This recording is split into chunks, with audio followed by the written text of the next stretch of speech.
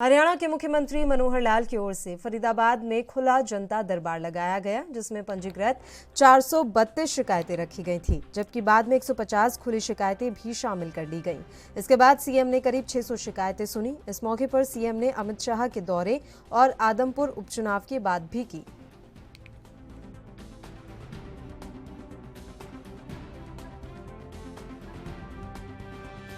इन सब लोगों को बुला करके और जनता दरबार इस नाते से कार्यक्रम किया गया है, जिसमें समय पूर्व तो 432 शिकायतें मिली थी अलग अलग विभागों की। अगर उसमें सर्वाधिक देखा जाए तो एमसीएफ की 158 थी और पुलिस संबंधी जो एफआईआर वगैरह किसी की नहीं होती है या किसी की हुई है तो कार्रवाई नहीं होती है, ऐसी 89 शिकायतें थी। कुल मिलाकर के छोटे बड़े सभी विभागों की जो शिकायतें थी, जैसा मैंने बताया कि 432 तो पहले से दर्ज की गई थी और लगभग 150 के आसपास ऐसी भी थी जो दर्ज नहीं की गई थी, लेकिन मौके पर ही लोग आए, उनकी भी शिकायतें ले ली गई हैं। ऐसे लगभग 600 लोगों को आज जो है अटेंड किया है। अलग अलग विभागों के नाते से जो अधिकारी थे वो भी बैठे थे। हमारे यहाँ के जो मंत्री, केंद्रीय मंत्री श्री कृष्णपाल गुर्जर जी, हमारे मूलचंद शर्मा जी और यहाँ के जो विधायक, वो सब लोग भी थे अपने अपने तरीके से, और सबों ने अपने अपने विभाग में जाकर के इन सारी समस्याओं को सुना भी है, हाथों हाथ भी हल की हैं। जो यहाँ स्थानीय तौर पर हल होने वाली हैं डिप्टी कमिश्नर लेवल पर, सीपी लेवल पर, वो सब यहाँ दे दी गई हैं। कमिश्नर एमसीएफ वाली वो भी यहाँ दे दी गई हैं। जो कुछ नीति संबंधी पॉलिसी मैटर्स जो कुछ ऐसे उसमें हल करने के लायक वो भी ध्यान में आए हैं, तो उसको हम चंडीगढ़ लेकर के जा रहे हैं। या डिपार्टमेंट में भी चंडीगढ़ में कुछ चीज़ें ऐसी हैं जिनकी समय पर हल नहीं हो रहे थे, वो सारी चीज़ें नोट कर ली है। कुछ दिव्यांग बंधु, कुछ बुज़ुर्गों को उनकी भी जो पेंशन संबंधी बातें थी, कुछ परिवार पहचान पत्र का विषय था, किसी की जो राशन कार्ड की संबंधी कठिनाइयाँ थी, वो भी हाथों हाथ हल की गई है। 2 लोगों तो हमने जो मासिक पेंशन उनकी वास्तव में मिल जानी चाहिए थी, अभी तक वो नहीं मिली थी, उनको नगद अभी ही दे दी गई थी कि हाँ आज से आपकी पेंशन शुरू, अगले महीने से बैंक में उनकी पेंशन आ जाएगी।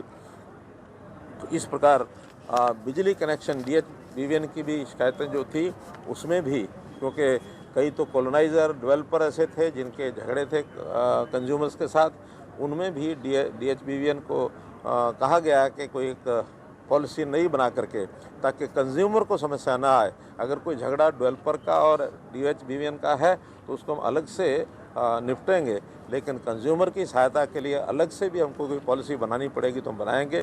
खास करके BPTP, ये जो एक यहाँ बिल्डर्स के नाते से बहुत से ऐसे कॉलोनियाँ ऐसी हैं जो उनका सीधा संबंध है, उसके लिए अलग से हम चंडीगढ़ में बैठ करके उनको भी बुलाएंगे और जो कोई कठिनाइयाँ समस्या उसको हल।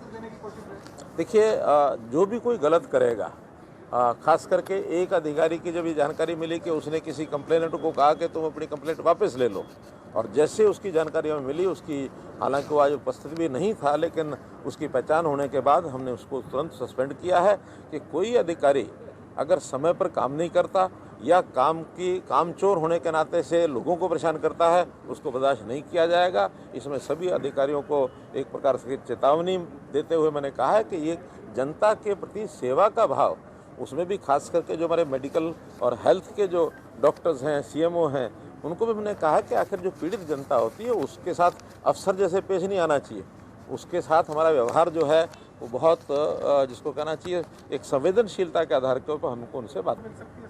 देखिए, अब अमित शाह जी आ रहे हैं 27 तारीख को और हमने रैली रखी है, और हम तो अपनी ओर से जो कुछ हमारी अपेक्षा वो तो रखेंगे ही।